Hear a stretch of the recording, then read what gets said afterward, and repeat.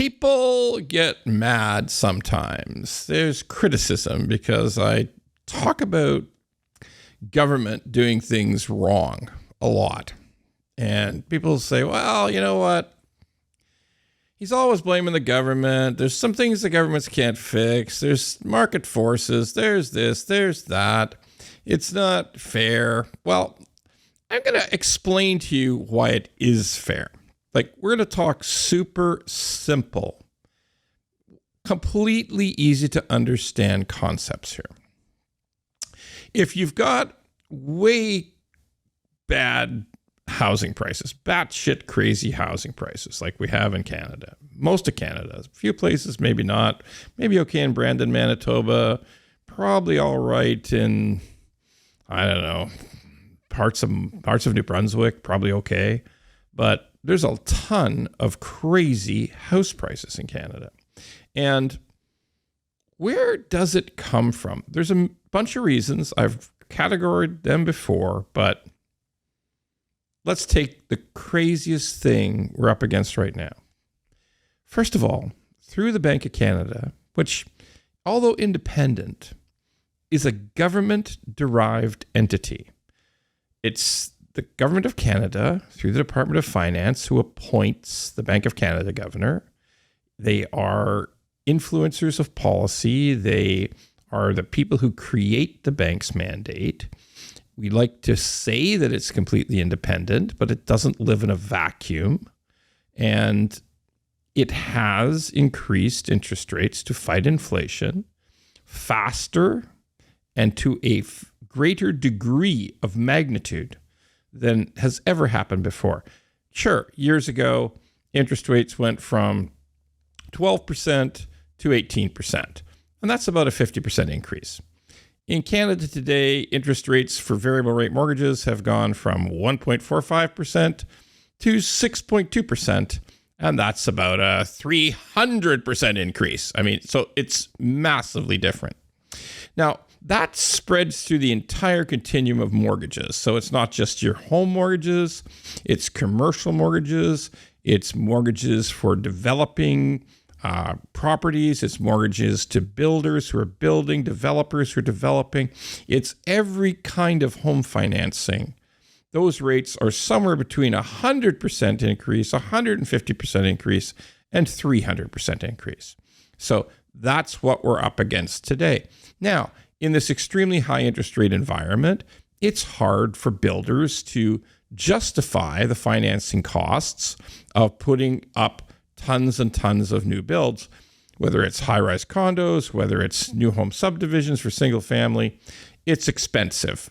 Bunch of other issues there to do with government-created costs, but let's just say it's enormously more expensive than it was 2 years ago. So that puts pressure on supply, less supply, because it's too costly to build at double or triple the financing cost. Okay, that's sensible. That is something that comes from a branch of government, which is the Bank of Canada. Now let's look at immigration. Immigration is 100% the domain, exclusive domain, they're in total control over it, of the federal government. The government in Ottawa controls everything to do with immigration.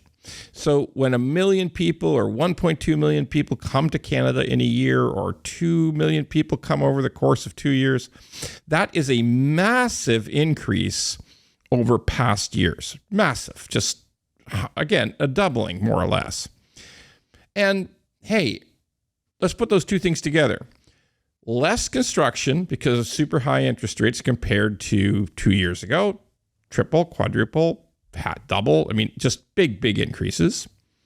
Versus massive numbers of people coming to Canada who need a place to sleep.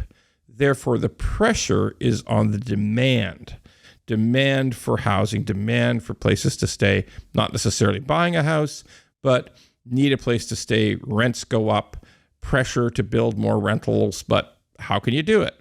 Because the interest rates are so high.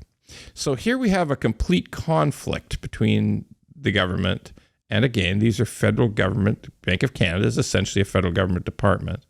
Although independent, it is created by the Government of Canada. So we have one side of the house saying we have to suppress to fight inflation, the ability of builders to build.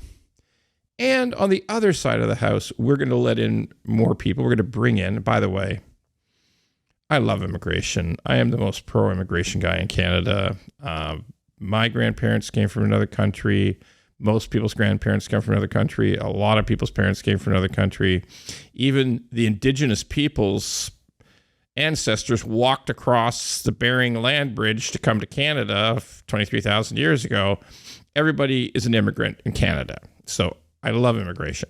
But we have a conflict here that is resulting in an unmanageable problem, a crisis in housing, a crisis of housing affordability. And I am going to blame the government. It's on them. It is their levers they're pulling. It is their, and inflation, we got to fight inflation. That's global. Fine.